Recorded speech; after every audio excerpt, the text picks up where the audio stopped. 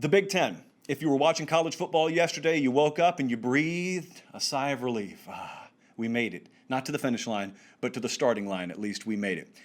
Take you back to Thursday. We told you here on Thursday, the deadline is not near, the deadline is here. Something has to happen. And by deadline, I mean you got to make a decision if we're going to have October football in the Big Ten. And to put an even finer point on it, the reason October is important is because I really couldn't care less if they get it started at Thanksgiving or after.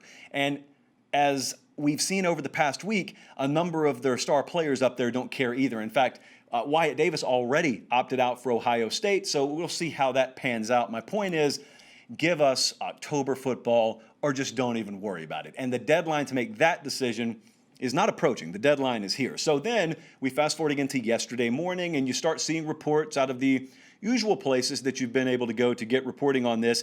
And they said, hey, potential revote. And then, there's confidence building. And how many times have you heard that phrasing, by the way? And it looks like a meeting tomorrow. And here we are. Tomorrow is now today. And it's Sunday. And there are a ton of reports out there that state the meeting did happen. And drum roll, please, we have no vote. No vote, Colin. We got no vote today. So we're going to go to sleep tonight knowing really nothing more about the state of the Big Ten fall season than we did when we woke up this morning. All we know is that, again, there's that phrasing, as early as tomorrow, and cautious optimism, those are being thrown around. I guess that's better than October football ain't happening, which was also a popular sentiment being expressed by the same folks who are now suggesting this not more than maybe a couple of weeks ago. I am not assuming anything on this, and I'm going to tell you why. I think that the powers that be here have perfectly demonstrated they are incapable of doing so much as taking a leak without getting the front of their pants wet. And so I don't know why anyone feels even so much as cautious optimism here. I'm hopeful. I have cautious hope. That's what I'd say I have right now. The players still in the dark, the coaches still in the dark, and the coaches and players are still obviously not at the forefront of any of this. And you want to know what my evidence there is? My evidence is, when is the last time that Big Ten head coaches and Big Ten athletic directors knew something in regard to their season before the same 4 or 5 reporters did? Answer, it's been a while in the lyrics of Stained. It's been quite a while.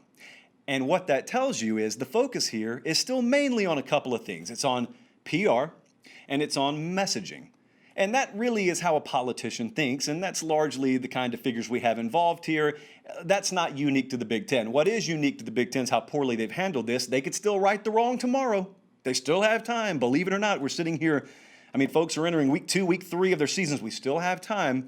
But any process wherein coaches and players are the last to find out well after select members of the media who have done a great job facilitating messaging from the league office in Chicago does not lead me to have the warm fuzzies. I'm hopeful just like you are, but there is, as we sit here again Sunday night, no new information other than a lot of people who have been at the forefront of reporting on this story believe as early as tomorrow we're going to have a vote.